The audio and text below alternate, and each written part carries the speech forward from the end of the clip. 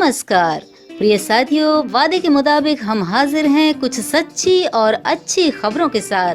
स्वागत है आप सभी का हमारे चैनल न्यूज़ बुलेटिन 8 AM पर। तो जल्दी से सब्सक्राइब कीजिए और हो जाइए तैयार आज की ताज़ा तरीन खबरें जानने के लिए।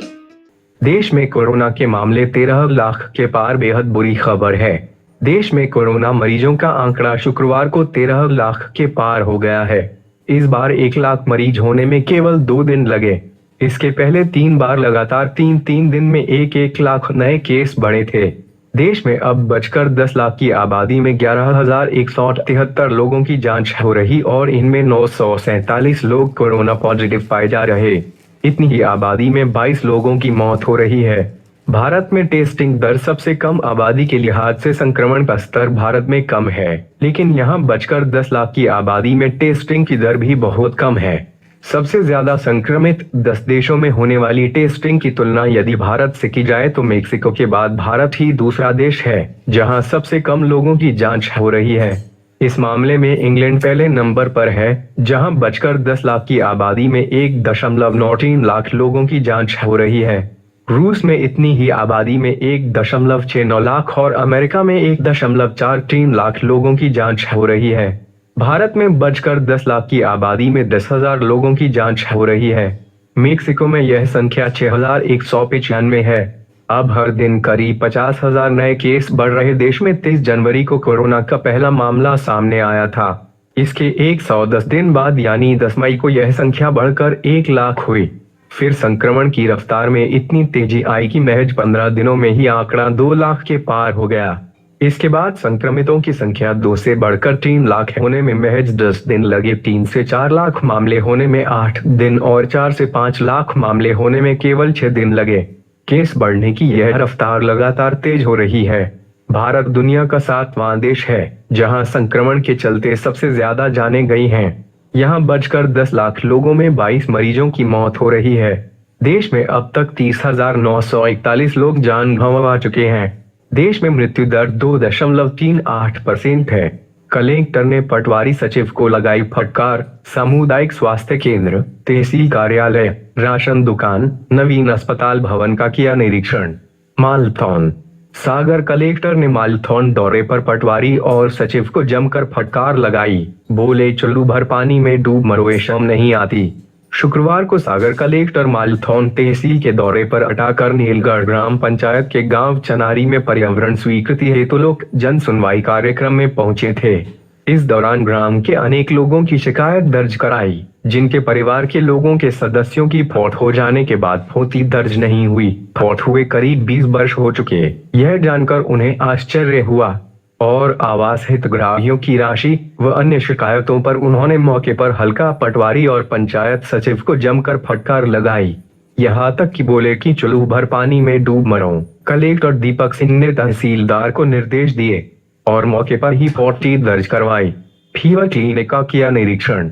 कलेक्टर दीपक सिंह ने सामुदायिक स्वास्थ्य केंद्र पहुंचकर फीवर क्लिनिक का निरीक्षण किया। इसके उपरांत अस्पताल के पोषण पुनर्वास केंद्र, एक्स-रे कक्ष और स्टोर रूम तथा डिलीवरी वार्ड की व्यवस्थाओं का जायजा लिया। स्टाफ के बारे में जानकारी ली। अस्पताल में महिला चिकित्सक के बारे में भी एमओ ने बताया कि अस्पताल में महिला चिकित्सक नहीं है। पुनर्वास केंद्र में सफाई के लिए कलेक्टर श्री सिंह ने विकास खंड चिकित्सा अधिकारी शेखर श्रीवास्तव को सफाई व्यवस्था दुरुस्त करने के लिए निर्देश दिए। साथ ही कहा कि आज से 7 दिन तक विशेष अभियान चलाकर गंदगी हटवाए। शनिवार रविवार को ग्राम पंचायत के स्टाफ की मदद से सफाई व्यवस्था दुरुस्त करवाएं।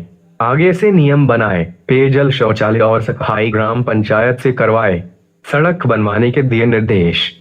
मालथौन में 4 करोड़ की लागत से नवंबर निर्मित सामुदायिक स्वास्थ्य केंद्र का कलेक्टर दीपक सिंह ने निरीक्षण कर खामियों को दूर करने के निर्देश दिए। अस्पताल के लिए बालिका स्कूल से अस्पताल तक सड़क बनाने के लिए जनपद सीईओ इंजीनियर को निर्देश दिए। साथ ही अस्पताल में पानी के लिए पाइपलाइन एवं परिसर में प्लांटेशन लगाने के लिए सरपंच श्री कमल सिंह राजपूत ग्राम पंचायत को निर्देश दिए। मालथौन की एक राशन दुकान का कलेक्टर ने निरीक्षण कर राशन वितरण व्यवस्था का जायजा लिया। तहसीलदार को जांच रिपोर्ट तैयार करने के लिए निर्देश दिए। वन वे राशन कार्ड योजना के तहत आधार कार्ड की फीडिंग पर नाराजगी जताई। मध्य प्रदेश में कमलनाथ की कांग्रेस सरकार बनने के बाद खुरई विधानसभा क्षेत्र के विकास में ग्रहण लग गया था। भूपेंद्र भैया के मंत्री बनते ही खुरई विधानसभा क्षेत्र विकास की उड़ान भरने लगा है। मंत्री बनने के बाद अभी 18 जुलाई को पहली बार खुरई आए भूपेंद्र भैया ने पहले दिन ही 20 करोड़ रुपए की सौगात दे दी। पिछले 3 दिनों से भूपेंद्र भैया भोपाल में खुरई के विकास की विभिन्न योजनाओं पर अधिकारियों को निर्देश दे रहे हैं। इसी तारतम्य में कल 24 जुलाई को उन्होंने खुरई के लिए कुछ और सौगातें दिलाई है। यहाँ प्रस्तुत है इसकी जानकारी। भोपाल, शुक्रवार 24। खुरई नगर पालिका को मिलेंगी 15 कचरा गाड़ी, 1 जेसीबी मशीन और 2 कॉम्पैक्टर सहित अन्य वाहन। नगरीय विकास एवं आवास मंत्री भूपेंद्र सिंह ने कहा है कि नगर पालिका परिषद खुरई को कचरा उठाने के लिए 15 वाहन, 2 रेफ्यूज कॉम्पैक्टर, बड़े नालों की सफाई के लिए 1 JCB, safety tank suction machine और स्ट्रीट लाइट ठीक करने के लिए 1 गाड़ी दी जाएगी। श्री सिंह ने इस संबंध में शीघ्र कार्रवाई करने के निर्देश अधिकारियों को दिए हैं। नगरीय विकास एवं आवास मंत्री ने खुरई में नई बसाहटों में पाइपलाइन विस्तार करने के निर्देश दिए। उन्होंने अधिकारियों से कहा कि खुरई तालाब के सौंदर्यीकरण के लिए जल्द डीपीआर बनाकर राशि स्वीकृत की जाए। क्लस्टर बेस्ड अपशिष्ट प्रबंधन परियोजनाएं फिर शुरू करने पर होगा विचार। नगरीय विकास एवं आवास मंत्री श्री सिंह ने दिए निर्देश। भारत मिशन शहरी की समीक्षा के दौरान नगरीय विकास एवं आवास मंत्री भूपेंद्र सिंह ने निर्देश दिए हैं कि क्लस्टर आधारित एकीकृत ठोस अपशिष्ट प्रबंधन परियोजनाएं फिर से शुरू करने पर विचार करें। इस संबंध में जल्द रिपोर्ट दें। उन्होंने कहा कि ठोस अपशिष्ट प्रबंधन यूनिट लगाने में नगरीय निकाय पर कोई व्यय भार नहीं आएगा। यूनिट लगाने के लिए कुल लागत का 35% केंद्र सरकार, 23.3% राज्य सरकार और शेष राशि यूनिट लगाने वाला निजी भागीदार देगा। नगरीय निकाय बढ़ाए आए। नगरीय विकास एवं आवास मंत्री श्री सिंह ने कहा कि नगरीय निकाय केवल सरकारी अनुदान पर ही नहीं चल सकते, उन्हें आय के साधन बढ़ाने होंगे। उन्होंने कहा कि नगरीय निकायों के अध्यक्ष, कमिश्नर और मुख्य नगर पालिका अधिकारियों से निकाय की आय बढ़ाने के संबंध में प्रस्ताव लें। इन प्रस्तावों का अध्ययन कर तुलनात्मक चार्ट तैयार करें जिससे आगामी कार्यवाही की जा सके। स्टाम्प ड्यूटी पर निकायों का शेयर प्रतिमाह मिलना चाहिए। मंत्री श्री सिंह ने कहा कि खाली जमीन के मोनेटाइजेशन पर भी विचार कर सकते हैं। विकास कार्यों के लिए निकाय द्वारा लोन लेने के प्रावधानों का भी परीक्षण किया जाए।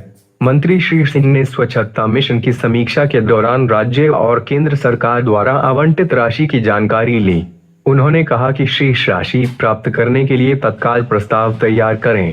हाई कोर्ट ने सरकार से पूछा, 70 साल की उम्र में दुकान खोलूं तो क्या रोक दोगे? बॉम्बे हाई कोर्ट ने कहा है कि जब राज्य सरकार वरिष्ठ नागरिक को अपनी दुकान खोलकर वहां सारा दिन बैठने की इजाजत देती है तो वे किस आधार पर मौजूदा लॉकडाउन में 65 साल के ऊपर के लोगों को फिल्मों की शूटिंग में काम करने से रोक रही है?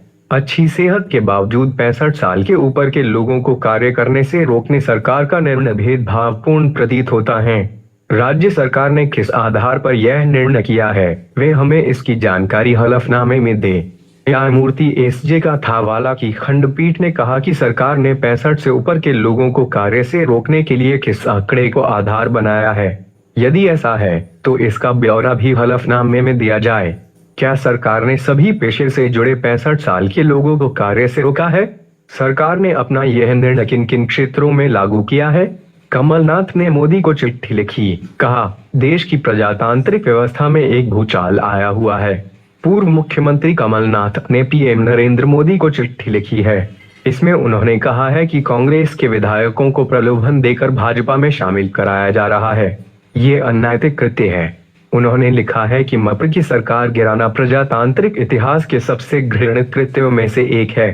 साथ ही कहा कि देश की प्रजातांत्रिक व्यवस्था में एक भूचाल आया हुआ है और ऐसी शंका इसका केंद्र में निहित है। कमलनाथ ने मध्य प्रदेश की खराब स्वास्थ्य व्यवस्था को लेकर मुख्यमंत्री शिवराज सिंह को घेरा है। उन्होंने 3 ट्वीट करते हुए कहा कि प्रदेश की जनता को झूठे हवाई सपने दिखाना बंद करो, जमीन पर लौट आओ। पूर्व सीएम ने कहा कि क्या हालत हो गई प्रदेश की, हमने तो ऐसा प्रदेश नहीं सौंपा था। आप विधायकों की खरीद फरोख्त करते रहो, खुली बोलियां लगाते रहो और लोग इलाज के अभाव में दम तोड़ रहे हैं। इसके एक दिन पहले ही राजस्थान के मुख्यमंत्री अशोक गहलोत ने भी प्रधानमंत्री को चिट्ठी लिखी थी, जिसमें उन्होंने कहा था कि राजस्थान में चुनी सरकार को गिराने की कोशिश हो रही। इसमें केंद्रीय मंत्री गजेंद्र सिंह, भाजपा और हमारे दल के कुछ नेता शामिल हैं। भोपाल शाहपुरा थाने के पास जन्मदिन की पार्टी में गुप्ती से कट रहा था केक। 26 लड़के और 7 लड़कियां गिरफ्तार। कांग्रेस नेता के बेटे का है कॉम्प्लेक्स होटल, संचालक फरार। भोपाल के शाहपुरा थाने से कुछ दूरी पर कांग्रेस नेता मुकेश नायक के बेटे के कमर्शियल कॉम्प्लेक्स में लॉकडाउन के दौरान देर रात जन्मदिन की पार्टी मनाते 26 लड़के और 7 लड़कियां पकड़े गए। पार्टी के होस्ट और खुद को मॉडल बताने वाले ने 7 से अधिक केक को चाकू नहीं बल्कि गुप्ती से काटा। देर रात क्राइम ब्रांच की टीम ने छापेमार कार्रवाई कर इसका खुलासा किया। किराए पर लेकर होटल चलाने वाले 2 संचालक अब फरार हैं। कांग्रेस नेता मुकेश नायक ने बताया कि यह कॉम्प्लेक्स उनके बेटे के नाम पर है, जिसे मनोज रामचंदानी और उनके साथी जितेंद्र मंदानी ने 3 महीने पहले किराए पर लिए हैं। कॉम्प्लेक्स की सभी दुकानें किराए पर हैं।